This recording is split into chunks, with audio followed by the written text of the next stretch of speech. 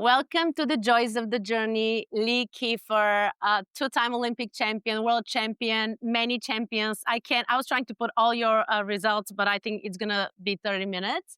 And you became world number one in 2017, the first American to become world number one in foil. And now you're world number one. I mean, it's just such an honor for you to be here on my podcast. And we're going to just dive into it. So my first question will be, did you ever felt as a young athlete or as a young child that you'll be really, really good at fencing? Ooh. Okay. Did I feel like I was gonna be really good? When I was younger, I never thought about it in those terms. I would say, looking back from an adult lens now, I was a competitor. I did not like to lose, and I was always good at putting in effort. And I think, as someone who now works with kids and has seen a lot, I think that is a great start and indicator in personality that's easier to work with. But it was more of a still trying to learn the fundamentals, figure out what was going on in fencing. Yeah. And you joined the journey. Exactly. And you never felt pressure in any shape or form, like, whatever I do, I have to be the best. It was internal. Like, I want to be the greatest I can be with what I do.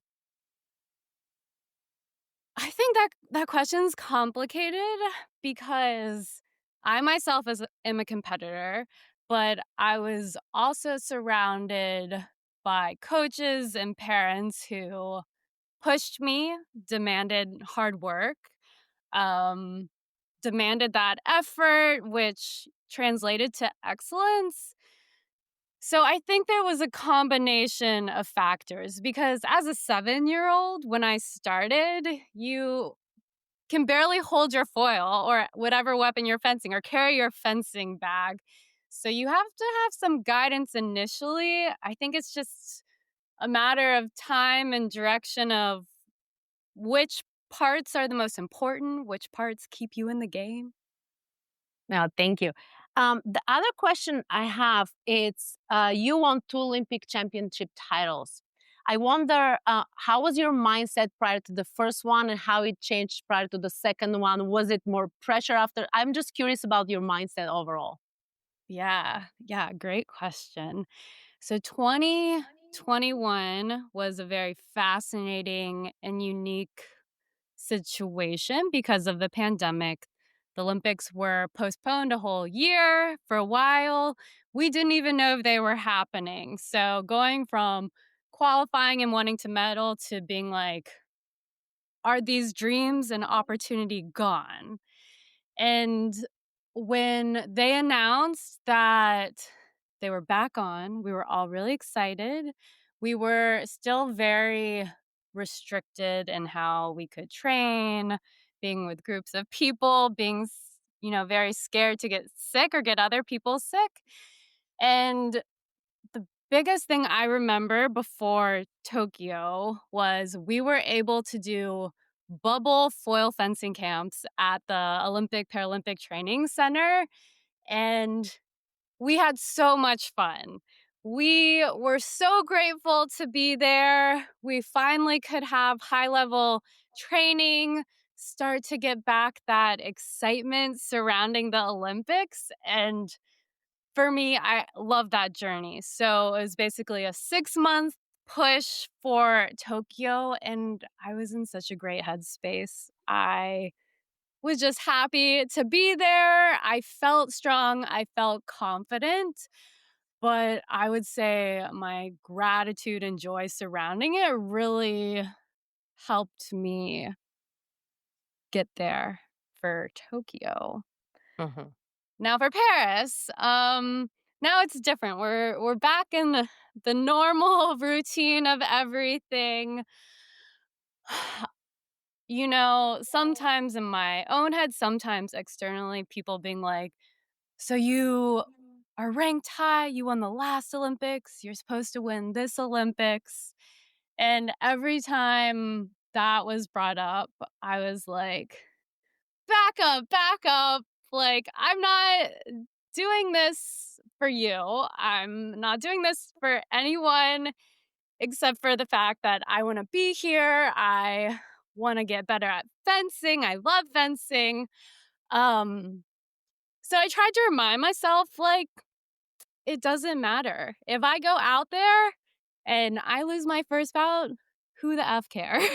Exactly. Yeah, um, exactly. but I had to keep giving myself reminders because there's so much discussion around what's next. How are you gonna handle that? And that's how I was handling that. A little like back away. Like Yeah, exactly. this is me. This is for me. Yeah. I feel like it's really unfortunate that many people cannot disconnect with the society and people's expectations because at the end of the day, it's about you and what makes you happy. And if you feel like I'm not gonna fence at that tournament, and then you're not fencing because you don't feel okay, regardless what everybody else is gonna say, when I see athletes and I'm always want to ask the question, hey, are you going for the next Olympics? But then I'm thinking always in back in my mind, I don't want to put that question in their head, like because it's a huge deal for some people and you want to be there to support them. But what do you say? You don't say because I've never achieved even close to your level of fencing, but I do remember when I was still in Bulgaria and I was competing and you win a tournament and there's like, oh, so you're going to win the next one and there and you start kind of rattling in this and you're losing the whole joy of I'm doing it for myself, not for anybody else. But I feel like you're doing such a great job disconnecting the people's thoughts, expectations, beliefs, or whatever that is, because at the end of the day it's your life and nobody see you behind the scenes sometimes when you cry and you don't feel okay and you're down and they don't call you to say, hey, how's it going? But when they see you, it's like, are you going to win the next Olympic title? And I feel like you finding the joy in what you do regardless of the expectations of what's going to happen, it is what it is. You just taking one day at a time and you love what you do. And I think when you're happy with what you do, the results are coming one way or another. Yeah, um I'm I glad do you I'm brought sorry, that I'm up, sorry, go ahead. like, how you felt some of these feelings. Um, First off, like, curiosity is amazing, like, if people, like, care and are asking us questions, but it's such an intimate thing, for someone to ask a question and for us to think about, like, our whole life's decisions. Sometimes it means a lot more than what they think, so I'm happy you relate on that Oh yeah, note. I and I will tell you something very interesting. So when after the Olympics and you won the medal, the second one, and I remember we were chatting with Chris. I was like, I think they're gonna go for the next one. I'm not gonna ask them, but I think they will. And then he's like, but they have medical school. I'm like, I don't know. I have that gut feeling. And when you announce, I'm like, I was right. I was right. But I was never going to ask you that question because, as you say, it's very intimate. It's very like it's a big decision. It's a big deal whether you do because you did something many people will not do. Leave that. I mean, I'm sure that you guys could have been. You still can be insane doctors and surgeons. There's no question about it.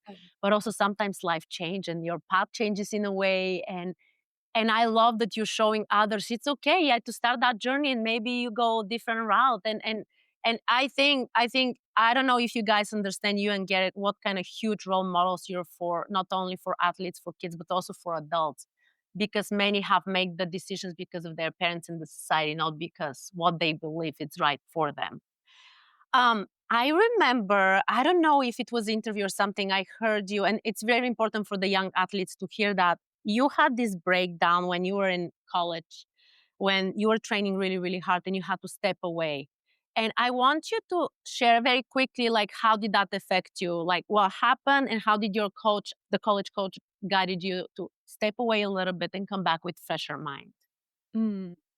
Um I want the record to show that I have struggled at every transition point in my life. So, not one isolated event where I've learned, and ever since then, like I've been chilling. Like, so many times, there have been so many obstacles. I know that's the same for everyone. So, I just want to let you know. Like, one of the biggest challenges that I experienced was after the Rio Olympics. So, this is 2016. I took a gap year from college to train for the Olympics, put all my eggs and all my effort into that one basket, partially because, as you know, in the American system, it's most common to fence in college and then you're done. So I was under the expectation and impression like this is my last push and then we're done. And so that is a very big thing to think And it's as scary, how old was I? 21? probably. So very young, a baby. I'm now 31. That's 10 I'm still fencing. So I had all these hopes and dreams. I was fencing stronger on the senior level. I had even medaled a few times. So I was like, this is my chance to finally get an Olympic medal. And then I'm going to go to med school and move on. This was the plan at the time. And guess what? I didn't medal. And I was devastated. I, for so many reasons, I was like, well, I messed up. That was my chance. It's over. Like, my career doesn't have meaning anymore. And all of these thoughts led me into a very, very low point. And I took this into, I think it was my senior year of college. So I flew, I think I might have come straight from the Olympics or like not have been at home after and gone straight to school. My brother picked me up from the airport, and I was absolutely in a funk for, I want to say, the first semester. I did not want to fence. I was not enjoying it, but I had obligations. I agreed to fence at Notre Dame. I was a Absolutely. captain, and I will always hold my promise. I will always be accountable. But my heart was not there. I can't you can't promise that when you're not in a good place. So I was going through the motions, trying to figure out, like, do med school interviews and plan for what's next. And slowly, I started enjoying fencing again because of my teammates, because the people around me. And in coming out of such, I don't know, a letdown combination is because I was young, that's all I knew at the time, to finding the most joy I've ever had in my life, which then I think led to me starting to fence better and just, like, strip back some of those pressures, and I soared. I freaking soared that year, and it took a lot of time, and it took a lot of help, and those are the things that I want to impart on other people who are going through crappy time. It's not gonna be easy, and it's gonna Yeah. be very specific to you, your personality, your situation. And how you handle the disappointment. And as I always say, like especially like when you guys are going to that level, the whole world is watching you, Mhm. and the pressure is tremendous. And I do know that like the saying of pressure is privilege. We do know that, but at the same time, it's like sometimes you feel unhuman amount of disappointment where you love the sport so much that at one point you feel like you hate the sport. You feel like it robs Yeah. me from my joy and I am doing this. But I feel like it's very interesting now when this happened, you literally, after that breaking point, maybe you were meant to lose that medal or whatever the goal was.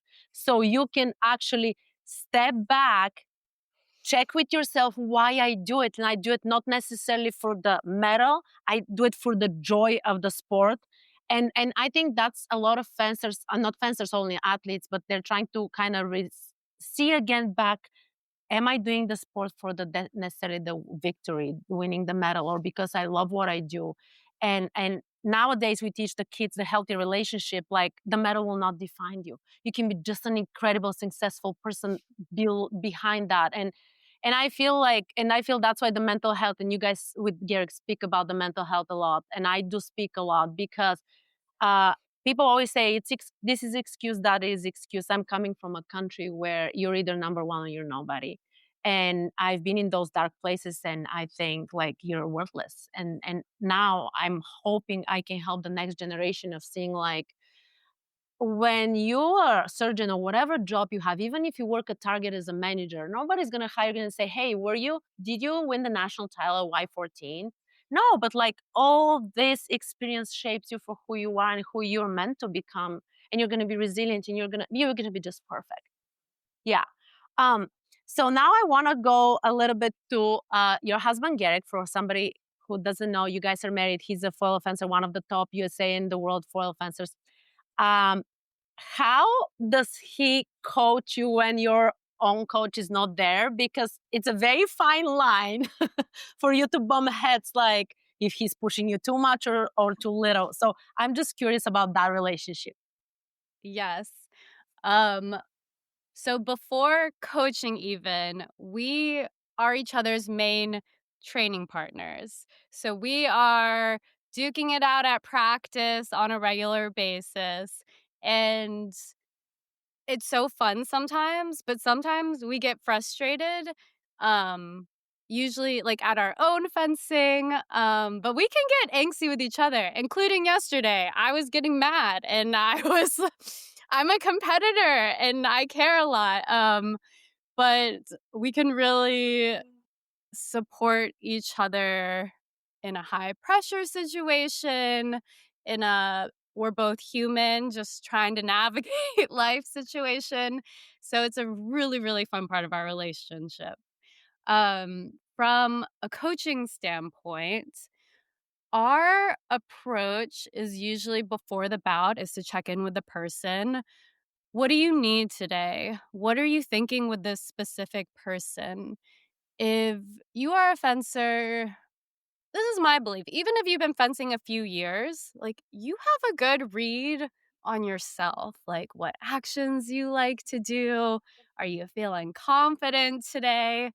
And we basically do this because we trust each other's decision-making capacity. And once we get on the strip, it's less strategic, more reminders, and more helping bring energy. Because I think sometimes there's lack of focus, lapses in focus, or maybe we're feeling tired and nervous. Everyone does across the board. Having someone behind you being like, you can freaking do it, really helps with that edge. So it's truly simple and not not very enlightening. It's not like you're making a mistake on the strip and Garrick is like, "What are you doing?" And then you turn like, "What?" Yeah. Or just like false counterattack, parry, like he's not like video controlling me either. Like both of those things. No. Yeah, I think at the end of the day is like the support. And I do Yeah. remember when Chris was trying to coach me in my last years of competing. And I remember he was yelling to give me the advice, but I was so pissed off at the whole thing. And I'm like, stop yelling at me during the bout. He's like, I'm coaching you. And it was just funny because yesterday when we were chatting with him, I was like, I want to ask Lee about Garrick and her coaching her. He's like, oh yeah, that's an interesting subject for us.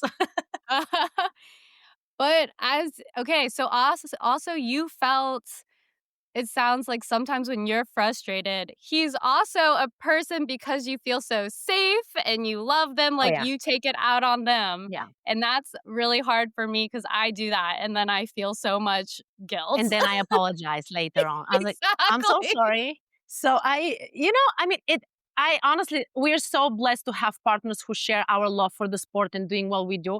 But at the same time, sometimes it's very in common for us to bicker heads. Like, I mean, Yes. are you guys competitive at everything you do, like board games and stuff like that? A lot of things. Yes. You too? Always, always. We were playing with the kids with the Super Mario and those like things where four of us are playing because we have. I mean, we're five because we have three kids, but like four of us are playing, and one is always throwing the remote. And it's gonna be me or Christian. It's so funny because then our kids are kind of like this, and I'm like, we created them, and we're showing them. I mean, we hate losing, both of us. But also, we don't fence together because I feel like if I score a point, I kind of feel he kind of let me, and that pisses me off. And he's like, no, I didn't. And we just don't fence together, just to keep it That's safe. fair. I think that's good. You guys have learned what works for you Yeah. and for us too. That's a little like pushing and pulling. That's like Oh, part that's of our good. like relationship Yeah. dynamic also. Yeah. Um, So I saw before, again on social media, because we were talking with athletes how they need to eat whatever food during tournaments, before tournaments, and stuff like that. And one day I remember I was telling Chris, "Oh my gosh, do you know the amount of food Lee eats during the tournament?" I thought like one snack when I was an athlete. That's why I ate the entire day, and I'm like, we're getting it wrong. So, what is your favorite food to eat during tournaments, during the long days of tournaments Mm, okay, my favorite food. or snack? Okay, I dislike everything because I treat it like part of my job as an obligation to keep my body optimized. So I'm like, bar, banana, applesauce, energy chew, and then it's like repeat and oh, I don't know. It doesn't It's just a feel job, and you have to it's do a it not job. because you're hungry. Yeah, but I think that would be my biggest advice for any fencer is that having enough fuel is probably the only thing you can control on competition day. So making sure you don't get tired from lack of nutrition is simple yet painful. Absolutely, because you can train as much as you want to train, but nutrition is so important as an athlete. I want to ask you about your coach in your club that you started with him, Amgad. How has he shaped your life, you as a person, not only as a fencer, but as a human? Mm. Okay, so I started fencing at 7. And for the first 4 years, my parents would drive us 1 to 2 days a week to a club an hour and a half away to get lessons. And then sometimes too, so my dad fence in college, he would make us do footwork in the dining room and get on us for not bending our knees. And so I would say that was the first 4 years of my career, and then On God came, moved to Lexington, started Bluegrass Fencers Club, and the beginning was really tough because we were serious, but we weren't serious to make, like, national and Olympic team serious at that age. And when he came, he was like, "You will practice more, you will work hard during practice, you're gonna take physically demanding lessons." And we're like, "What? We didn't have to do this before. What is this?" And so there's a little resistance to a change in Yeah, culture. And we all worked from the bottom. I would say he his style of fencing and his philosophy was very compatible with my personality, my creativity. So he gave me a lot of skills and ideas, but then he would basically let me explore how to combine them, how I wanted to enact them in competition. So I had a combination of a lot of structure and a lot of freedom at the same time. that's the perfect scenario for you, right? No, because you're a very strong personality, and that's not bad, but there has to be somebody who can kind of manage you, can handle you, like the same way, like even with your husband and my husband, like we're a little cray cray. I always say, not in a bad way. And I'm like, we need somebody to kind of put those, she's like, okay, you need to kind of, calm down. So I honestly, I've always admired him. He's always so quiet. And I was like, sometimes I want to go to him and say, congratulations, but I don't know how he's going to take it because he's an incredible like energy around. It just I feel like yeah, that's why I wanted to ask you because I know he. I mean, every coach that is behind those big athletes, they do pretty much. They're raising you pretty much because you spend more time probably with him than with your own family because the amount of time you travel and train. Um, so you guys with Gerek started the KM fencing, which you guys are doing speaking events, clinics, and all those things. I think you're the first one in the fencing community that have ever started this. Nobody has ever done this. And I think this is a huge deal because you inspire the other athletes, whether they're fencers or not, that you can make some income off of the results, off of the experience, off of the knowledge. Tell us more about that program that you guys created. Mm. And so, as you mentioned before, we flipped our lives upside down. We decided not to go back to medical school. We decided to keep fencing. And those were the two things we knew, which still leaves a lot of the world and life to be explored. We feel like where we are in our careers, we are 31 and 35, that we need to learn more about ourselves. We need to learn what our interests are post fencing, what we enjoy.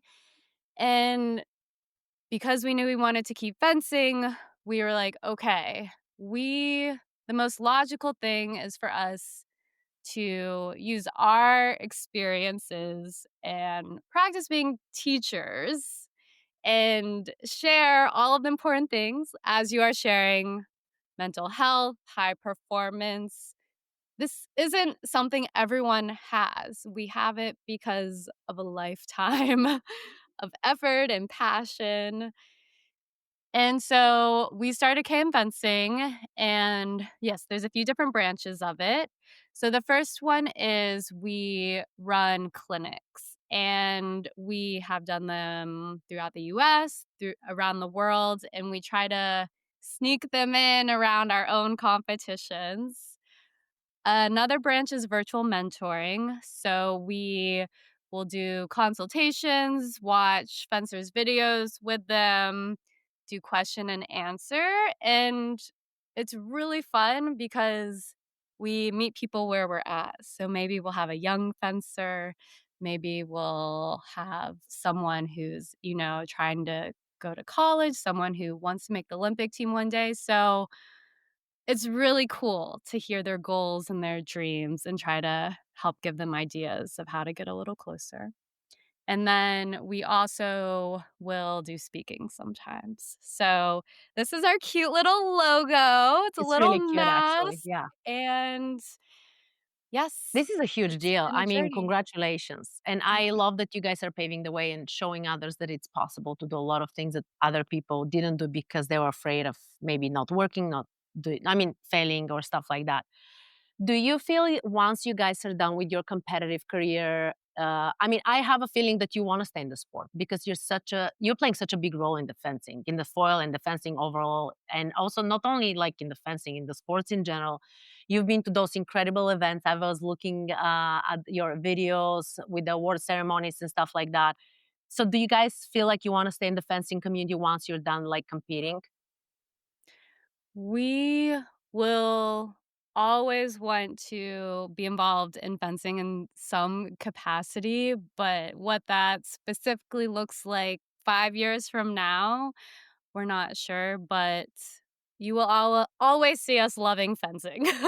Well, that's good. Yeah, because I think we need more people like you guys to move the needle for the fencing because I feel fencing can get bigger and better in any shape or form. Why not on TV? Why not on Netflix? Why not on, I mean, we know that it's going to come something to TV. It's coming, which is great. But also there are more things to be done because the community is growing and we got to regroup and how we make it healthy. And the bottom line is it's good for the kids to do sports, whether they want to compete in national level, regional level, just for fun in the club. It's about the sport that we love, and not everybody's going to be like you and Gerek. And I had this conversation with the kids in the club, and I created a video about it. Only 1% is reaching the level you and Gerek has reached. And we got to take care of the 99. I was part of the 99%. No, And I'm like, we're not, no. I mean, we still can make a difference in the world. And that's why I was like, everybody is an important person in that community, whether you're Olympian, Olympic medalist, whether you're regional kid, because you will inspire somebody that needs that push. Like, you got this. It doesn't matter whether you won the medal or not. Um, how do you feel you being such a big role model for women, for kids, for athletes overall? How you're mentally strong, how you're speaking what you believe in. How does it feel, that pressure? Yes. Um, the real answer, it's uncomfortable. Being out in front of people and being having that spotlight is uncomfortable, but it's important. And if you have a platform, you need to use it to voice what you think is right. And I think even if you don't have a platform, using your voice is always an important thing. Yeah, share what you believe in. What kind of legacy you want to leave behind? What do you want to be known for? Hmm. I want to be known as a fighter, and I also want to be known as someone who is kind and respects everyone. As you said, we're all at different places in our journey. We all have different goals, and I want people to know that I think that's beautiful. And how do you stay so humble? How do you guys, I mean, you and Gerek, I'm going to have interview with him, but like, how do you stay so humble with all the success you have? Mm. Who keeps you grounded, or what keeps you grounded? Like, okay, I mean, I think unintentionally sometimes people can get ahead of themselves in a way. I don't know. I haven't been in your position, but you are humble. You're super like a nice person. I've always met people who met you that said, "Oh my gosh, Gary Kinley, you're so sweet." Same thing with Alex Macialas. How do you do that? Mm. We have the mentality that we can always be better. So this is on the fencing strip. This is how we teach people, like in every aspect of our life. We're like, okay, like how can we like do better? And at the same time, sometimes I struggle with the word humble because I also want to have confidence. Like, I want to show people like I'm a badass and I own that. So, navigating these is tricky, but definitely approaching everyone with kindness and respect at all times. Absolutely, because it's so important. Like even when somebody shares something on social media, when you have that platform, when they know who you are, it's very like tricky. Should I share this? Should I not share it? And sometimes you get to lose your voice because of how the society will perceive that, and that's the very difficult situation. One last question, because I know you're in crunch time. What is something people don't know about Lee? Let's say outside of the strip, whether it's a hobby or something. Is there something people don't know about you? Mm. What? Mm. I mean, this isn't exactly a hobby, but I'm a pretty shy person, and being on social media is really hard for me. But Really? yes, it's really hard, and I'm second thinking it, and I'm like, I look silly sometimes." It does not Um, look like it. It looks like Thanks. you're feeling so comfortable. Thanks. It takes practice, like It everything does. in It does. life, but that's really hard for me, but yes, pushing out of that comfort zone. A more fun fact than that is Garrick and I have a pet tarantula named Caetano, You're not and afraid of it? she's creepy and angsty, but it Oh my god. matches my personality, and she's the best pet to have when you're traveling for competitions because she eats every 2 weeks, and you just need to make sure she has water. Oh my Recommend god. tarantula, 10 out of Oh 10. my gosh. I'll be so afraid, I swear to God. I'll be like, uh-uh. Yeah. But I used to have lizards when I was younger. We were catching them Ooh, outside and oh my gosh. And we were putting them in a jar with holes. It's yeah. I was telling my kids, so no, I'm not fun. afraid of lizards stuff. But like the tarantula, we're pushing it a little bit. Ah! I'll be like, Okay, you need to return something about you that people don't know. um, oh my gosh, there's so many things. Like I think one day I'm gonna speak a lot about a lot of mental and physical abuse we faced when we were younger in my country. But also like Let me think what they don't know, because I speak now a lot on the social media. I used to be shy. I used to be actually very shy as a young kid. I was crying a lot about the little things. I'm a people pleaser, which I don't want to be anymore. Um, and I feel like I'm finding my voice, even though I'm 42 right now, and I'm finally finding my voice and saying what I believe in. And I don't want to, because I want to inspire my kids not to be quiet when things are not right, not to be quiet because my friend group is not gonna like me, and stuff like that. So that's pretty much what. Yeah, but there's a lot more we can dig in. Like we're Yeah. gonna open the Ah, can of worms. so But thank you cool. so much for asking me that. No, That was so that's sweet. really cool. Yeah, I Um, really admire you oh, thank for you. speaking out Thank and you. bringing, I don't know, beautiful energy surrounding really important topics. So, Oh, thank thank you. you. I mean, I get inspired so much by you guys and everybody who is successful in a sense of like not a jealousy, like inspiration. And I do remember when you started this with Gerek with the KM fencing, and I was like, this is an incredible thing, and I'm so proud of them that they're like doing something out of the comfort zone because nobody has done it. And you're thinking, yeah, it may sink, it might fail, but what if Yeah. it succeeds? And that's always that's how you gotta do it. And I really appreciate you so much for taking your busy schedule to be on the podcast, The Joys of the Journey. And I know we're going to meet again. And Yes. I wish you nothing but the best, Lee. Keep inspiring us. Always have a healthy relationship with the sport and competing, because we want to see you for the long time out there. And whatever you choose to decide, we'll always support you. Thank you. And yeah, we love you. And thank you so much. Thank you for having me, and maybe see you at Oktoberneck. Absolutely. I'll see you there. Bye.